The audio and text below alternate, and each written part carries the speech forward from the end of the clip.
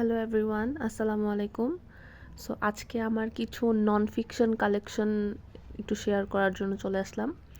তো এটা আমার সেকেন্ড ভিডিও। ফার্স্ট ভিডিওটা খুবই ইনফর্মাল ছিল। আমি অনেক দিন ধরেই চিন্তা করছিলাম যে একটা পেজ খুলবো অথবা একটা ইউটিউব চ্যানেল খুলবো, এখানে কিছু কিছু বই নিয়ে ভিডিও দিব।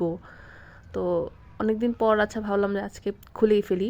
তো গতকালকে চ্যানেল খুলে একটা ভিডিও করে দিলাম। তো আমি কোনো প্রিপারেশন ছিল না, আমি হঠাৎ করেই জাস্ট একটা র্যান্ডম প্যাকেজিং দেখালাম যে আমি কিনে আনছি। সো এখন থেকে ট্রাই করবো আর একটু গুছিয়ে ভিডিও করার। বই রিলেটেড কন্টেন্ট আসলে আমার নিজেরও দেখতে অনেক ভালো লাগে। আমি নিজেও দেখা গেছে যে ঘন্টার পর ঘন্টা আমি অনেক বই রিলেটেড ভিডিও দেখি। আমার বই নিয়ে কথাবার্তা শুনতেও যেরকম ভালো লাগে, বলতেও ভালো লাগে। তাই ভাবলাম যে আমার ছোট ছোট কালেকশনগুলো আমি একটু একটু করে শেয়ার করি, বই নিয়ে কথা বলি। আর এগুলো মেমোরি হিসেবেও থেকে যাবে, তাই ভাবলাম যে একটু করে দেখাই। আপাতত এখানে আমার নন ফিকশন 13টা বই আছে, তবে আমার আরও ছিল। আমি কয়েকটা আসলে দিয়ে দিয়েছি বিভিন্ন মানুষকে, ফ্রেন্ডদেরকে, ফ্যামিলি মেম্বার। আপাতত এই কয়েকটা আমার কালেকশনে আছে। আর আমার পিডিএফও আছে অনেকগুলা, আরেকদিন পিডিএফ নিয়ে কথা বলবো। আপাতত যেই হার্ড কপিগুলো আমার কাছে আছে ওগুলো নিয়ে একটু কথা বলি। তো প্রথমেই এই হ্যাবিট বিল্ড আপের জন্য দুইটা বই, একটা পাওয়ার অফ হ্যাবিট আর একটা অ্যাটমিক্স হ্যাবিট। তো এই দুইটা বই আমি কিনছিলাম নির্ঘের থেকেই। এই পাওয়ার অফ হ্যাবিটটা মোটামুটি হ্যাবিট সম্পর্কে, আপনি নতুন কোনো অভ্যাস ছাড়তে চান বা কোনো অভ্যাস স্টার্ট করতে চান, কোনো কিছু কীভাবে আপনি করতে পারেন। আর আপনার এই অভ্যাস, পাওয়ার অফ হ্যাবিট নাম থেকেই বোঝা যাচ্ছে যে আপনার হ্যাবিট আপনার লাইফে কতটা ইম্পর্টেন্ট, কেন আমাদের চেঞ্জ করা উচিত, কিভাবে চেঞ্জ করা উচিত, এটা নিয়ে টুকটাক। এটা থেকেও আমার বেশি ভালো লেগেছে এই অ্যাটমিক হ্যাবিটটা, কারণ এটার মধ্যে দেখা যায় যে এই বইটাতে ছোট ছোট চেঞ্জেসের মাধ্যমে কীভাবে আমরা বড় চেঞ্জ আনতে পারি আমাদের হ্যাবিটে। তো কোনো নতুন অভ্যাস শুরু করার জন্য, যেমন বই পড়ার অভ্যাসে যদি আপনি শুরু করতে চান বা কোনো একটা অভ্যাস বাদ দিতে চান, ওটার জন্য আপনি কীভাবে অ্যাপ্রোচ করবেন। আমরা সাধারণত অনেক তাড়াতাড়ি কোনো কিছু বা একসাথে অনেক কিছু শুরু করতে গেলে এটা মেনটেন করা হয় না, কিন্তু ছোট ছোট স্টেপ নেওয়ার মাধ্যমে যদি আমরা কোনো কাজ করি তাহলে এটা লং টার্মের জন্য অনেক ভালো হয়। আমি আরেকদিন না হয় ডিটেলস এই বই নিয়ে কথা বলবো, আপাতত শর্টকাট করে বলছি। নেক্সট বইটা টেড টক্স। এটা আমি নির্ঘের থেকে কিনছিলাম। তো এটা পাবলিক স্পিকিংয়ের জন্য অনেক ভালো একটা বই। আমি কেনার সময় এতটা খেয়াল করি নাই, জাস্ট টেড টক্স দেখে কিনে ফেলছি। পরে দেখলাম যে এটার মধ্যে অনেক সুন্দরভাবে গুছিয়ে লেখা আছে আপনি কিভাবে পাবলিক স্পিকিং করতে পারেন, বা নর্মালি যদি আপনি কথা বলতে গেলে অনেকের অনেক জড়তা কাজ করে। আমার নিজেরও আমি খুব ইন্ট্রোভার্ট একটা পার্সন, কথা বলতে গেলে দেখা গেছে যে অনেক গুছায়া বলা হয় না অনেক সময়, বা এক টপিক বলতে নিছি আবার আরেক টপিকে চলে যাই এরকম। কিন্তু এটা পড়ার পর আমার আমি অনেকটা মোটিভেট হয়েছি সত্যি কথা বলতে, যে কথা আসলে প্রিপারেশন নিয়ে বললে, একটু পয়েন্ট পয়েন্ট করে নিলে, স্পেশালি যদি আপনি কোনো পাবলিক স্পিকিংয়ের জন্য যান কোথাও, কোনো সেমিনার বা যে কোনো কিছুতে, তখন কীভাবে আপনি গুছিয়ে আপনার কথাগুলোকে প্রেজেন্ট করতে পারেন সেটা এই বইয়ে অনেক সুন্দরভাবে দেওয়া আছে। এরপর ইকিগাই। এটা একটা জাপানিজ রাইটার লিখছে। এই বইটা মধ্যে খুব চমৎকারভাবে লেখা আছে যে কিভাবে আপনার লাইফের বিভিন্ন গোল আপনি অ্যাচিভ করতে পারেন।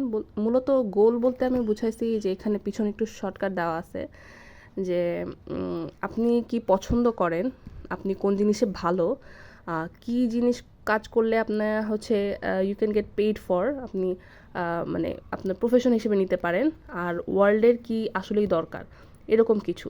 সো মূলত আপনার প্যাশন, মিশন, প্রফেশনাল, ভোকেশন সব কিছু একসাথে মিলে যেটা হয় ওটাই ইকিগাই।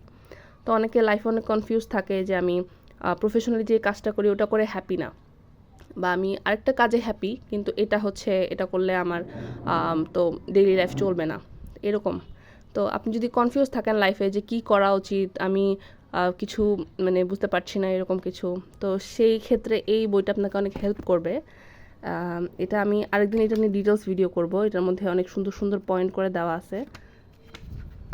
ইকিগাই মূলত ওই যে Japanese secret for a long and happy life. এটার মধ্যে আরও কিছু বিষয় দেওয়া আছে, যেমন জাপানিজরা অনেকেই আছে যে অনেক দিন পর্যন্ত বাঁচে।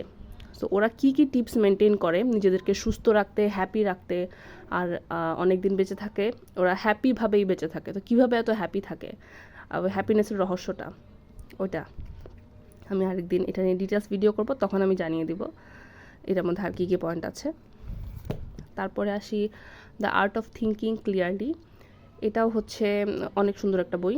এটার মধ্যে দেওয়া আছে যে আপনার চিন্তা ভাবনার অ্যাবিলিটি কীভাবে আপনি মেনটেন করতে পারেন, আপনার চিন্তার মাধ্যমে আপনি কিভাবে আপনার থটস নিয়ে অনেক কিছু আছে, আমি এটা নিয়ে আরেকদিনে জানাবো। তারপর হচ্ছে হারুকি মুরাকামির নরওয়েজিয়ান উড। তো মুরাকামি আসলে বিগিনারদের আমি সাজেস্ট করব না, আপনি একটু বিগিনারদের জন্য আমি আরেকটা ভিডিও করবো আরেকদিন। সো এটা হচ্ছে মুরাকামির ওয়ার্ডগুলো আপনার বুঝতে হলে আপনাকে আরেকটু অ্যাডভান্স হতে হবে। তবে আমি সাজেস্ট করব যারা হচ্ছে মনে করতেছেন যে আমার লাইফে আপনি একটু চিন্তা করতেছেন কি করব না করব, বা আমি একটু হতাশ টাইপের, তো তখন আপনাকে মুরাকামি অনেক সুন্দরভাবে গাইড করবে।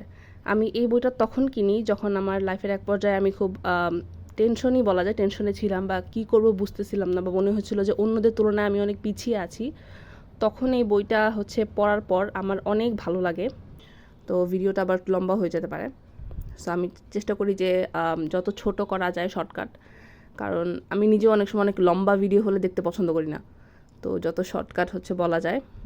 আর প্রত্যেকটা বই নিয়ে আমি আমার আলাদা ডিটেলস, যে বইগুলো আমার বেশি ভালো লেগেছে ওগুলো নিয়ে একটু টুকটাক কথা বলবো, রিভিউ দেওয়া ট্রাই করব, বা ভিতরে বইয়ে কী কী আছে, কী কী মানুষের মানে একটু হলো জানা উচিত বা পড়া উচিত এই বইটা, ওটা নিয়ে আরও একটু ডিটেলস ভিডিও করব। তারপর হচ্ছে এই অ্যালকেমিস্ট, এটা মোটামুটি সবাই জানে যে বই যারা পড়ে বা অল্প পড়ে, তেমন একটা পড়ে না, তারাও এই বইটার নাম জানে। কারণ নন ফিকশন, এটা খুব একটা মানে এক্স্যাক্টলি নন ফিকশন বলা যায় না, কারণ এটাতে একটা গল্পই আছে, কিন্তু গল্পের মাধ্যমেই আপনাকে অনেক কিছু শেখাবে।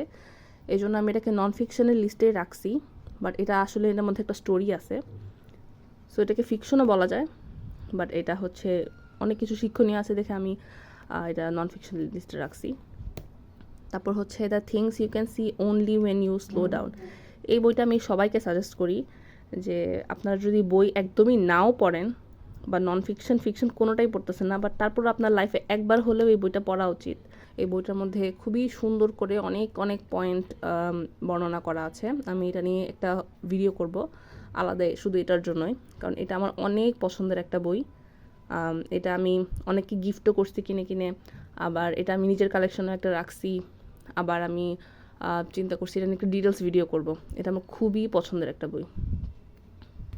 তারপর হচ্ছে হু মুভড মাই চিজ, এটা অনেক ছোট্ট একটা বই, কিন্তু এটার মধ্যে এত এত মানে শিক্ষণীয় বিষয় আছে, স্পেশালি চেঞ্জ নিয়ে। প্রত্যেকের লাইফে আসলে বিভিন্ন সময়ের সাথে বিভিন্ন জিনিস চেঞ্জ হয়, তো এই চেঞ্জটাকে আপনি কিভাবে মানিয়ে নিতে পারেন, আবার কেন আপনার এই চেঞ্জটা মানিয়ে নেওয়া উচিত, এটা নিয়ে লেখা আছে সুন্দর করে।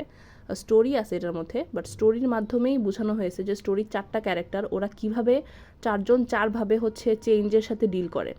তো আপনি হচ্ছে এই 4জনের যে কোনো একজনের সাথে আপনি দেখা যাবে যে আপনি নিজেকে রিলেট করতে পারতেছেন, যে আপনি হয়তো বা চেঞ্জ হলে লাইফে যে কোনো কিছু চেঞ্জ হলে আপনি কিভাবে রিয়্যাক্ট করেন। একটা পর্যায়ে গিয়ে মনে হবে যে হ্যাঁ, আমি তো এই ক্যারেক্টারটার মতোই এরকম ফিল করি যখন আমার লাইফে কোনো কিছু চেঞ্জ হয়।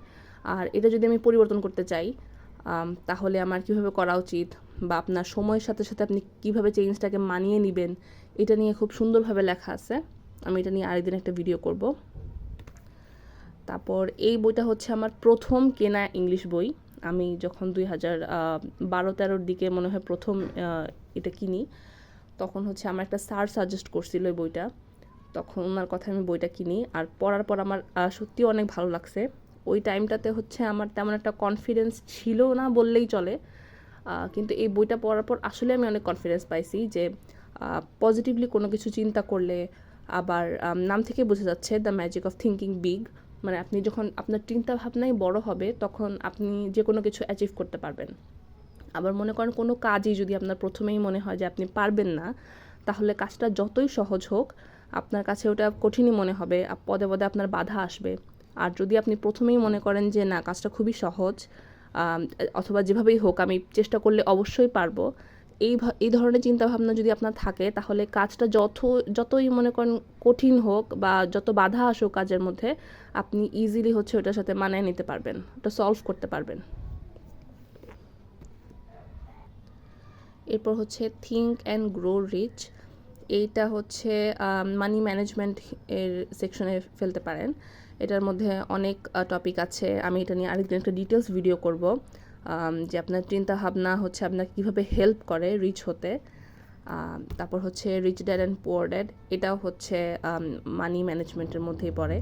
তো এটা আমি কিনছিলাম হচ্ছে এটা খুব ট্রেন্ডিংয়ে ছিল, অনেকে কিনতেছিল, তো আমি কিনছি। বাট এটা কেনার পর হচ্ছে পড়ার পর আমি বুঝতে পারছি যে এটা হচ্ছে এটার অনেক কিছুই আছে যেটা বাংলাদেশের প্রেক্ষাপটে কাজে লাগানো যায় না। ওয়েস্টার্ন কান্ট্রি অনুযায়ী ঠিক আছে, বাট বাংলাদেশের ইয়াতে অনেক কিছুই কাজে লাগানো যায় না। তারপরেও ভাল লাগছে পড়ে। তারপর হচ্ছে স্টার্ট উইথ ওয়াই, এটাও চমৎকার একটা বই, এটা নিয়ে একদিন ডিটেলস ভিডিও করব। এটার মাধ্যমে বোঝা যায় যে আপনার শুরুতেই হচ্ছে একটা কোশ্চেন করা উচিত যে কোনো জিনিসে কেন, আর কেন আপনার এই কোশ্চেনটা করা উচিত যে কোনো জিনিসে, এটা হচ্ছে বইতে সুন্দরভাবে লেখা আছে। আমি আরেকদিন ডিটেলস জানাবো। আপাতত মূলত আমার এই কালেকশন শেয়ার করার জন্য এই ভিডিওটা করা। নেক্সট ভিডিওতে আমি কিছু রিভিউ দেওয়ার ট্রাই করব, কিছু বইয়ের কিছু স্টোরিও বলার ট্রাই করব। ততদিন পর্যন্ত ভালো থাকবেন, সুস্থ থাকবেন। আল্লাহ হাফেজ।